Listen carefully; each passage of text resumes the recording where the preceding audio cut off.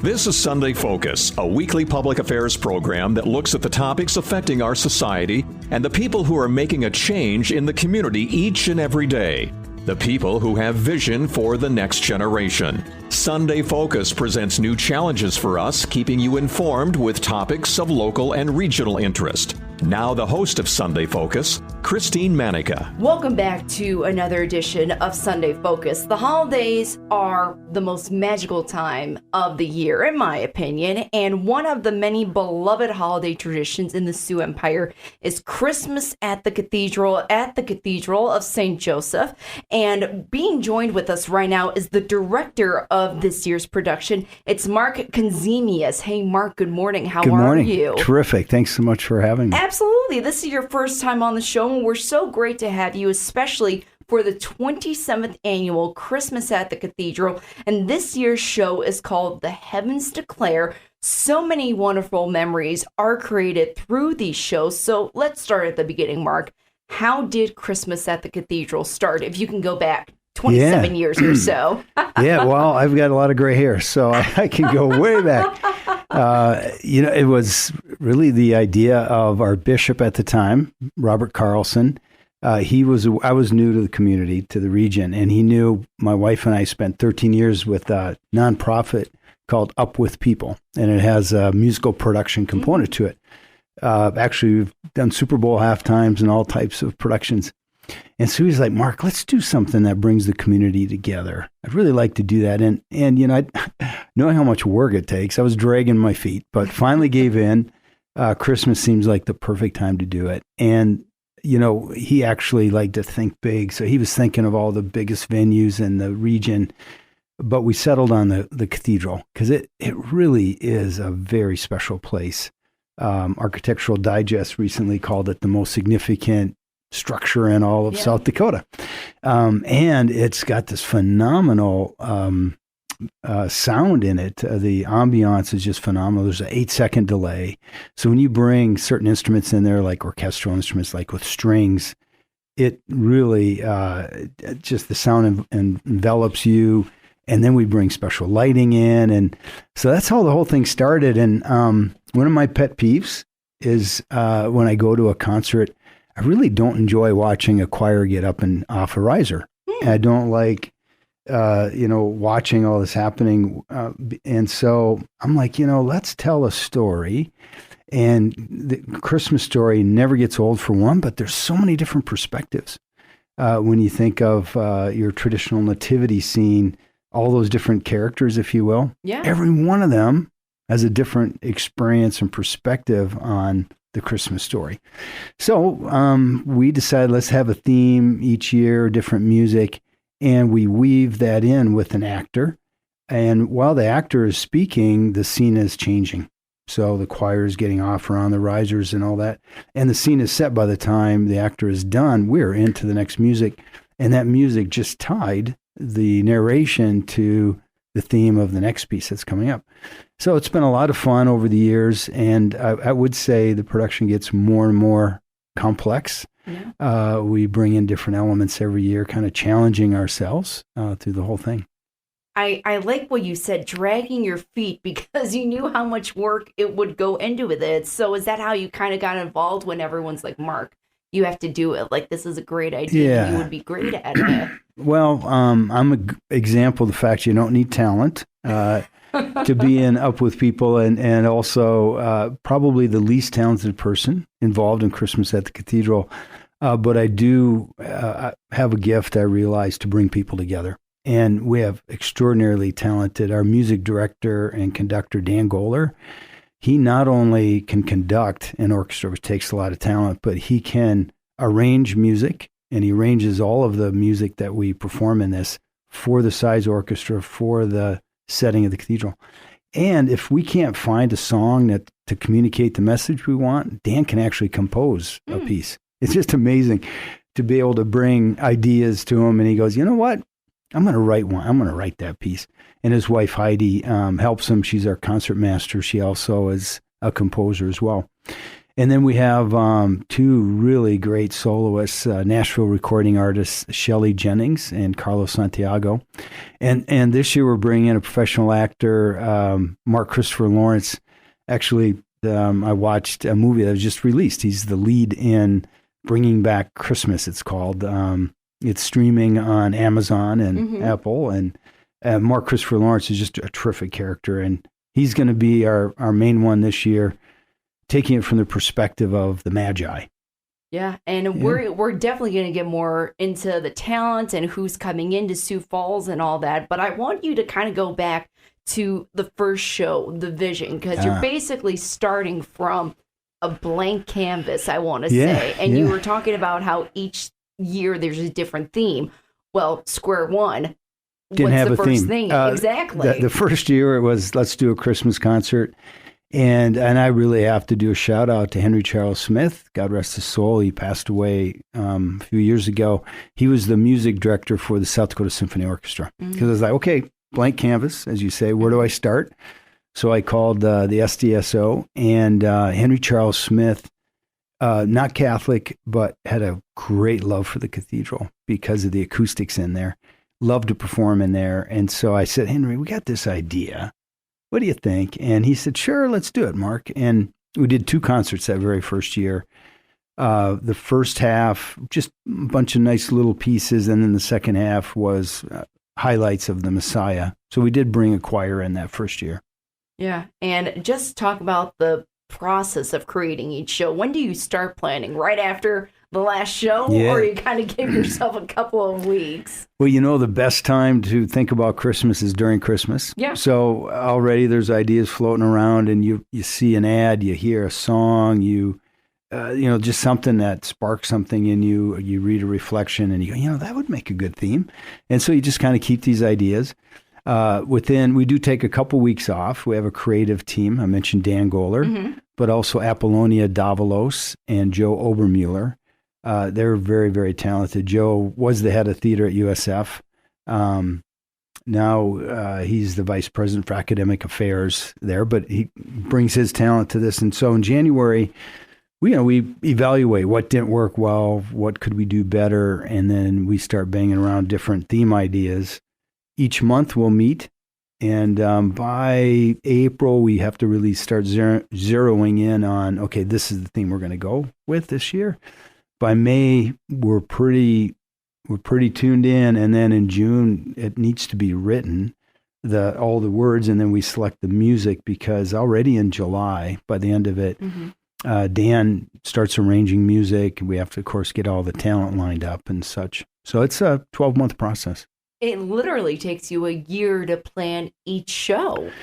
Yeah, it does. We're not 365 days, but you kind of need a year. You need that creative space where you come up with ideas, and then you go away, and you come back again and hash them out and go away again. And that's sort of our creative process that we go through.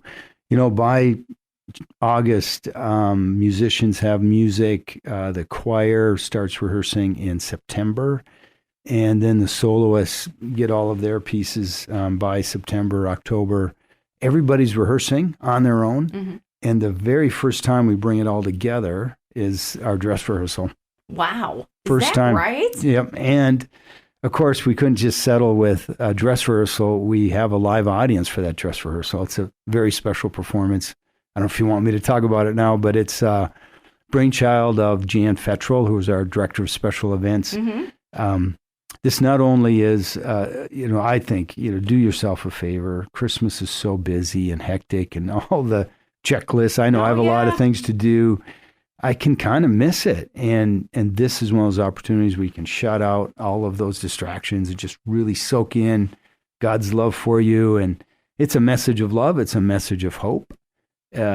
We are never in short need of hope. We can sometimes short supply, but there's a lot of hope, and that's what Christmas is about. So that's really what we want to encourage people to do.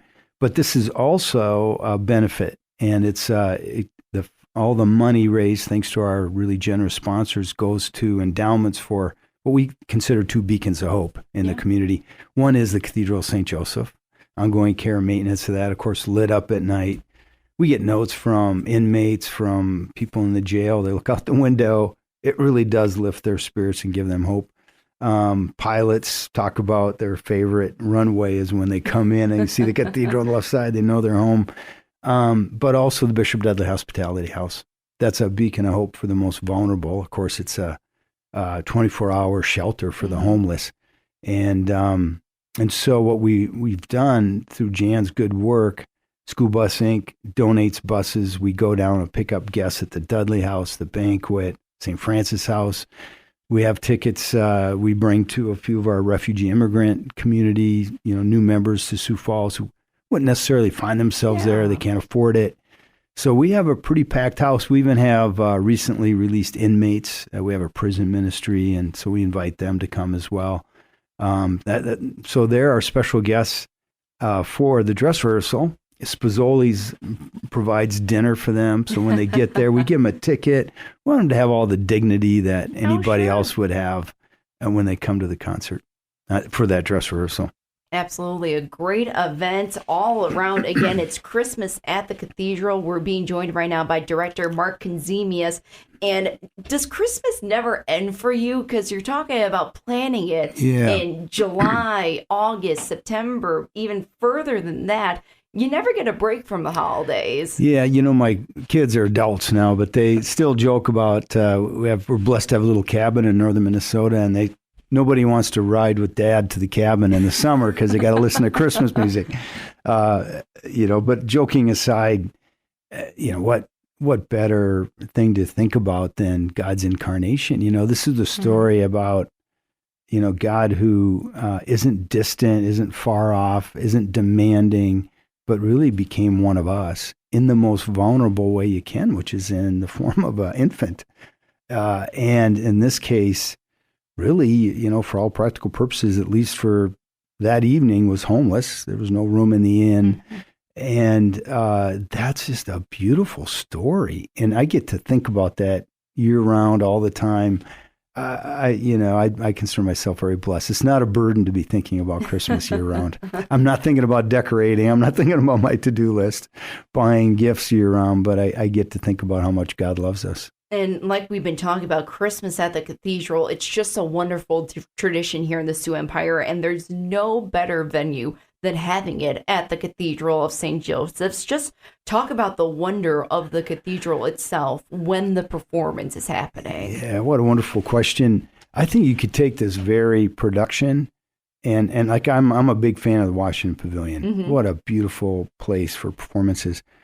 But Christmas at the Cathedral as a production would not be the same experience in the pavilion or any other location. In the cathedral, dedicated to Joseph, who's the foster father of Jesus, and we have this beautiful three-dimensional plaster relief and what we call the apse. It's the very top front of the ceiling, and we put special lighting on it. It's a scene of the Nativity. Mm. It's there every day of the year, so in a way you can experience Christmas just by going to the cathedral every day. And then with all the lighting we put in behind the columns and around all this special space, with all that, as a matter of fact, anybody listening, if you haven't been in the building for whatever reason, and sometimes people are like, well, I'm not Catholic, am I really welcome? You are welcome. It's always open during the day. Please come. But especially at Christmas at the Cathedral, we think at least half of our audience members are not Catholic. For whatever reason, the concert gives them permission. They give themselves permission to come in, and then they return. And I would just like to encourage anybody listening, especially if you've never been in the cathedral, come to Christmas at the Cathedral. It'll be a great gift to yourself and your loved ones, and you'll really enjoy it. The ceiling and the way it's designed, everything tells stories in there. Yep. It's the gospel stories. Again, the story of God's love for us, and it just raises your spirits.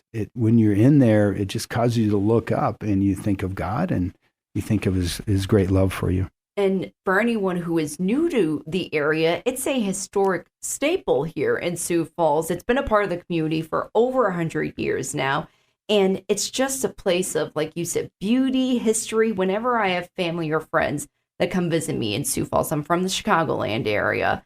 And they would always be amazed, still are amazed, that the Cathedral of St. Joseph's is in Sioux Falls when you think about it, because you come to South Dakota and here in the middle is this amazing cathedral. And I would say that Christmas at the cathedral highlights this gem here in Sioux Falls. Yeah, the architect, Emmanuel Masqueret, is a French architect, and he designed some of the most beautiful buildings in the country.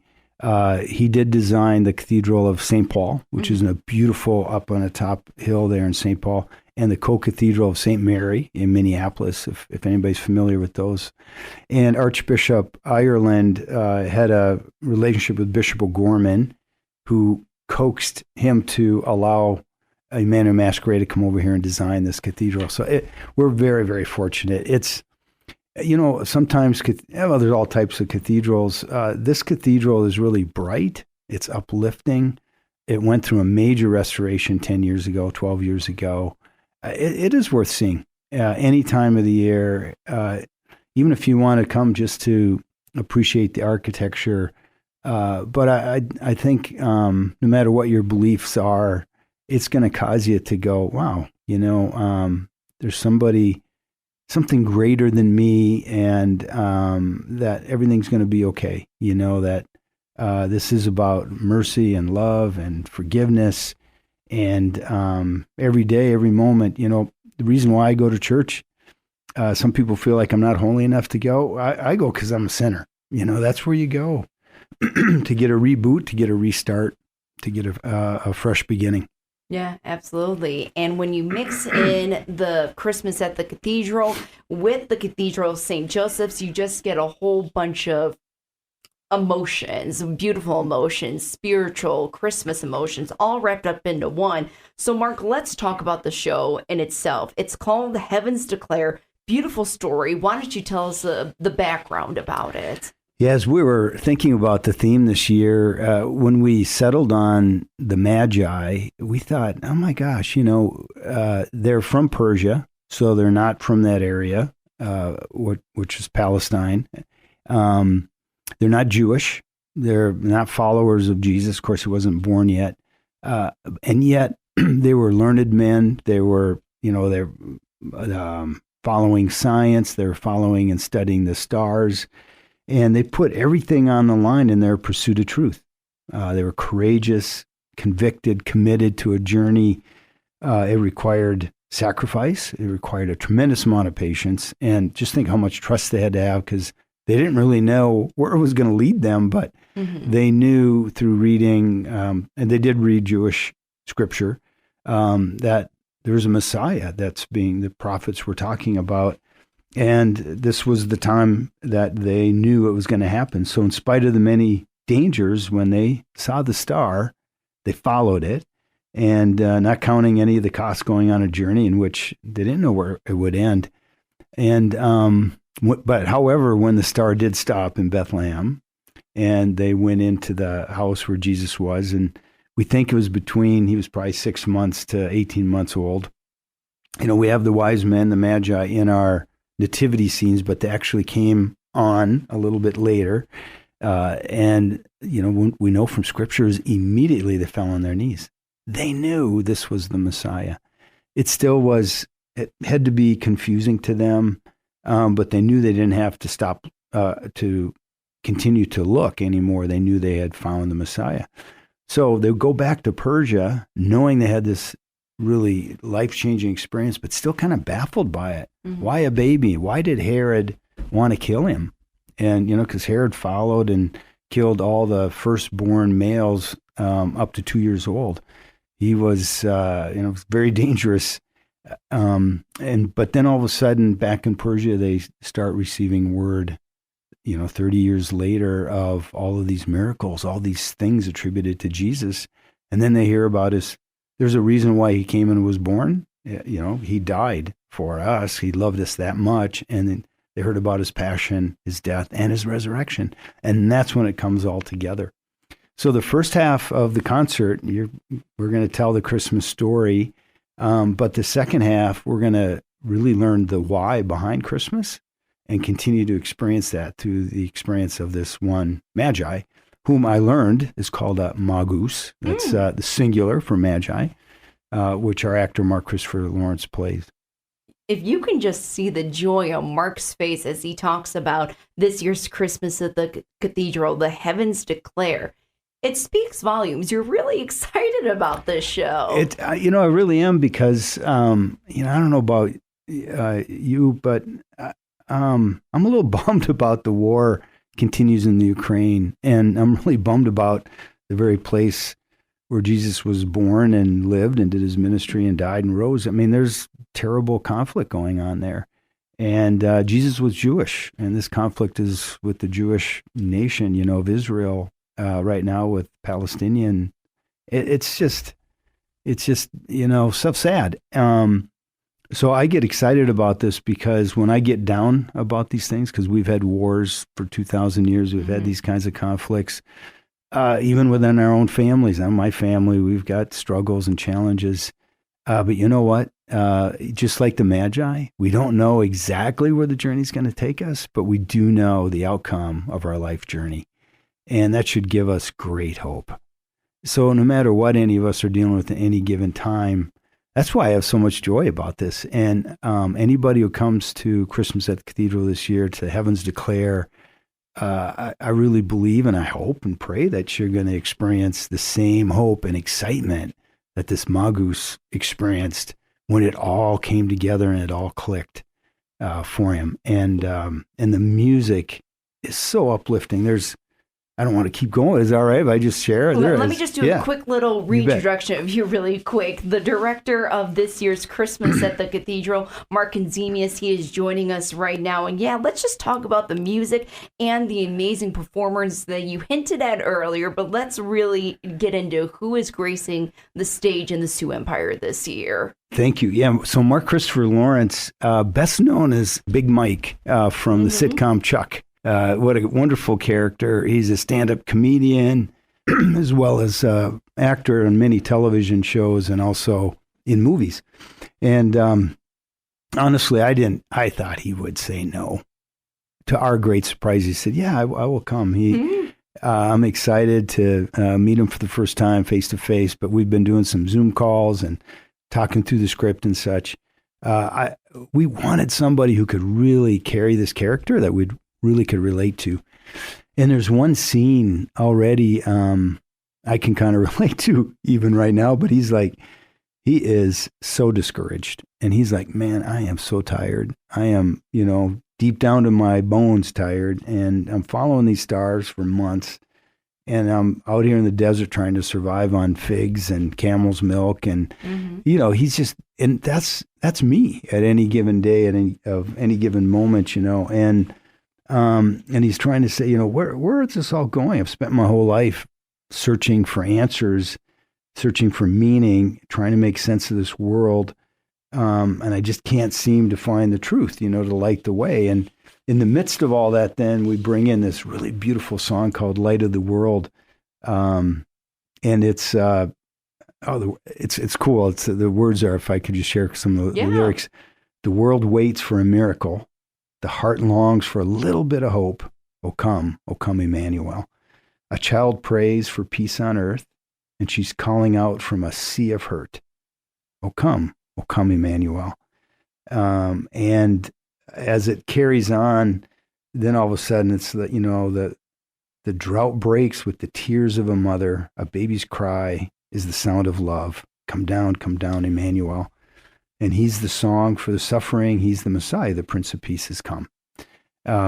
So as you can, I hope you can picture some of this, and you're in the cathedral with all this lighting, with this great actor. And then this is sung by Shelley Jennings, who I think this is probably the fifth time she's been with us. She's just absolutely terrific.